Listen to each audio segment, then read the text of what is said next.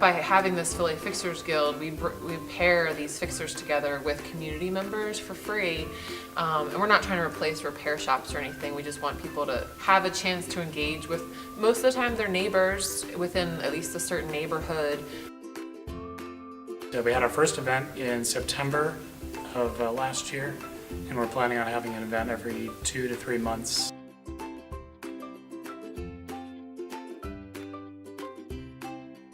We sort of have a pretty well-rounded group of fixers that are good at fixing different sort of things. There's some people who were here today that were really good at sewing, and also people who are good with jewelry. And then we had some electronics experts, some vintage audio, vintage electronics experts, and then mechanical repair people who work on sewing machines, and electrical folks for things like lamps and toasters. We saw those today.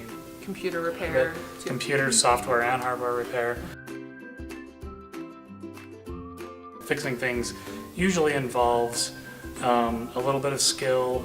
It's not really beyond most people's capability to make repairs to things, but it's a little scary to sort of open up the back of a clock or something and just see a bunch of wires and electrical components that you don't understand. And so we hope, as one of our sort of goals of our organization, is to hopefully get people to not be so afraid to sort of try to fix something, because a lot of times things can be fixed. Not always, but a lot of times they can. We've been talking a little bit too about how popular the maker movement has become, but we also need to implement that there needs to be things that are fixed as well, so as to discourage items from being thrown into the landfill.